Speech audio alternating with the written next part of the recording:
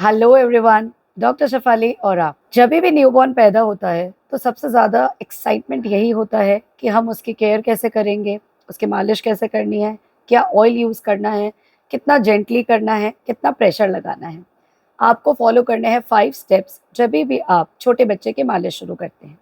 सबसे पहली बात कि बच्चे को आजकल नहलाते हैं, आपका जो कॉर्ड है बच्चे का उसके झड़ने के बाद, तब तक आपको बच्चे की जेंटल स्पॉन्जिंग करनी है गुनगुने पानी से और जो भी आपका क्लीन टॉवल है उससे। हल्के-हल्के हाथ से ऑयल लगा के बच्चे को 3-4 दिन, 5 दिन तक छोड़ना है। Once baby is 6-7 days old, 6-7 दिन का होने के बाद हम मालिश शुरू करते हैं। हल्का तेल, लाइट तेल जिसमें कोई एक्स्ट्रा फ्रेग्रेंस नहीं हो, जो बच्चे की स्किन पे एब्ज़ॉर्ब हो जाए, उस तरह का ऑयल यूज़ करना है, जिसके लिए बेस्ट होता है कोकोनट ऑयल। फिर जब हम उसकी मालिश करते हैं, तो हमें जो कई आदतें होती हैं कि घर में हम अपने पैरों को फैला लेते हैं, बच्चे के उसको ऊपर स्लैंटिंग रखते हैं और फिर उसकी ज़ोर-ज़ोर से मालिश करते हैं। ये फ़ॉलो नहीं करना, क्योंकि इस एब्नॉर्मल पोज़ीशन में बच्चा डर जाएगा, पहले ही मालिश से रोने लग जाएगा। बच्चे को आराम से कंफर्टेबली बेड के ऊपर कोई भी जो आप टॉवल है उसे फैलाएँ या मैट लगाएँ, उसके ऊपर बच्चे को रखें। ब जो मैट है वो प्लास्टिक का नहीं होना चाहिए, कोई भी सॉफ्ट मटीरियल का, कॉटन का या एब्ज़ॉर्बेबल क्लॉथ होना चाहिए।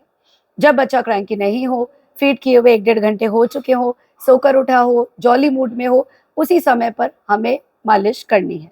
ऑलरेडी अगर इरिटेबल बच्चा होगा, क्रैंकी होगा, आप मालिश करेंगे तो वो रोने लग जाएगा और जिसकी वजह से वो ढंग से मालिश नहीं करा पाएगा। जब मालिश हम करते हैं तो हम नॉर्मली कई बार हल्दी, बेसन, दही ये सब लेते हैं, ये सोच के कि अगर रगड़-रगड़ के हम मालिश इस चीज़ से करेंगे तो बच्चे के जो बाल हैं, जो फेस पे बाल हैं, जो बॉडी पे बाल हैं, जो बच्चा होता है तब 100% बच्चों के होते हैं, जो धीरे-धीरे अपने आप हट जाते हैं बच्चे की ग्रोथ के साथ, लेकिन आपको लगता है कि हम इन चीज़ों से हटा लेंगे। ऐसा नहीं करना, क्योंकि इन चीज़ों से बच्चों के स्किन के पोर्स ब्लॉक हो जाएँगे, उनको दाने निकल जाएँगे, वो रोएँगे और कई बार सीवियर एलर्जिक रिएक्शन भी हो जाती है। तो हमें इस तरह का उपटन, लोई, पीठी बच्चों को कुछ भी नहीं करनी। बिल्कुल हल्के हाथ से जेंटली ऑयल को लेना है, फिर ऊपर से नीचे तक जो मसाज के पॉइंट्स हैं, आप ध्यान रखें कि बहुत आदत होती है कि ये जो बच्चे का तालू होता है, इसमें हम बहुत सारा ऑयल भर देते हैं कि ये ऑयल भरने से और ज़ोर से चंपी करने से बंद हो जाएगा। जबकि ये एंटीरियर फॉन्टेनेली विद डेवलपमेंट बच्चे के बंद होती है। अगर आप इसमें ज़ोर-ज़ोर से रगड़ेंगे ऑयल को, तो बच्चे की फॉन्टेनेली में इंजरी हो जाएगी, जिसकी वजह से बच्चे को दिक्कत हो सकती है। तो ये जो तालू में तेल डालना है, ये बिल्कुल बंद कर दीजिए। बिल्कुल हल्के हाथ से हल्का-हल्का ऑयल बच्चे के लगाना है। फेस पर आप पूरा ऑयल लगा सकते हैं, लेकिन एक प्रथा ये भी है कि हम नाक में, कान में ऑयल डालते हैं बच्चे के, ये भी नहीं डालना, नहीं तो बच्चे को दिक्कत होगी। साथ-साथ में जब आप मालिश करते हैं तो ये बच्चे की जो नाक की हड्डी है, ये आप इस तरह से बहुत ज़्यादा मसाज करते हैं, उसे तीखा बनाने की कोशिश करते हैं, उठाने की कोशिश करते हैं, जिसकी वजह से भी नेज़ल ये जो ब्रिज है कार्टिलेज ये डैमेज हो जाएगा। तो आपके उठाने से, इस तरह से मसाज करने से बिल्कुल भी नाक तीखी नहीं होगी। ये सब जेनेटिक फीचर्स होते हैं, बच्चे के अपने कैरेक्टरिस्टिक होते हैं। जैसे-जैसे बच्चा बड़ा होगा, अपने फेशियल फीचर्स अपने आप ले लेगा। फिर नीचे हाथों की बारी आती है। हाथों की जब मसाज होती है, तो हम बच्चे को इस तरह से रिस्ट से ऐसे-ऐसे उठाते हैं, ये सोच के कि बच्चे की मसल्स, बोन्स, शोल्डर्स हम अगर खींचेंगे तो स्ट्रॉन्ग हो जाएँगे। जबकि ये pulled elbow, nurse made elbow ये रिज़ल्ट होता है ज़ोर-ज़ोर से खींचने का। मतलब जब आप बच्चे को इस तरह से घुमाते हैं हाथों को, इस तरह से खींचते हैं, तो ये जो रेडियस बोन होती है, ये अपने एन्युलर लिगामेंट एल्बो से निकल जाती है और बच्चे का हाथ डिस्लोकेट हो जाता है। तो बच्चे का हाथ बिल्कुल इस तरह से लटक जाता है, बच्चा कोई भी हाथ का मूवमेंट नहीं करता और लगातार रोता है।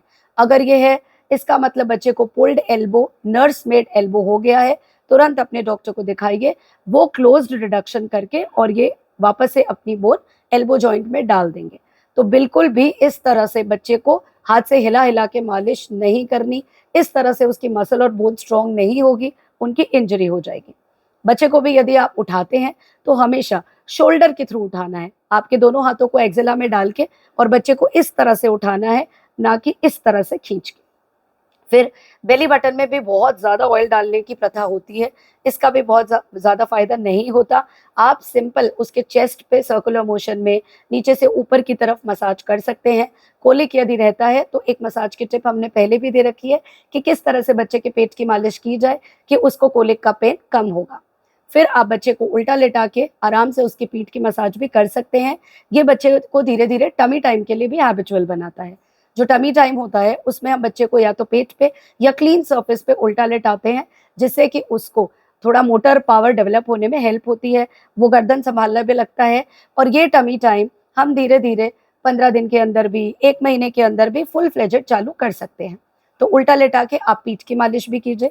फिर आती है लेग्स की। लेग्स में भी आप ध्यान रखें कि आपको ज़ोर-ज़ोर से लेग्स को खींचना नहीं है, इस तरह से सर्कुलर मोशन में लेग्स को नहीं चलाना। आराम से धीरे-धीरे, आहिस्ता-आहिस्ता, जेंटल हैंड से बच्चे की बॉडी को प्रेस करते हुए मालिश कीजिए, ताकि सर्कुलेशन भी उसका बढ़ेगा, उसकी फिज़ियोथेरेपी की तरह होगी, बच्चा हैप्पी रहेगा और उसकी ग्रोथ अच्छे से होगी। अगर फिर भी कोई क्वेश्चन रह गया हो मालिश संबंधित, तो आप कमेंट सेक्शन में डाल देते हैं, हम आपकी क्वेरी ज़रूर सॉल्व करेंगे। ये एक मिथ है कि बच्चा मालिश के समय रोता ही रोता है, ऐसा बिल्कुल नहीं है। बच्चा तभी रोएगा जब बच्चा इरिटेट होगा, अनकम्फर्टेबल होगा, उसे कोई चीज़ नहीं पसंद आएगी। तो यदि आपके मालिश के किसी भी स्टेप में आपको लगता है कि बच्चा रो रहा है, तो आप उसे स्टॉप कर दीजिए और चेंज करके कीजिए। हो सकता है कि बच्चे उसको उस स्टेप से दर्द हो रहा हो या बच्चे को तकलीफ हो रही हो।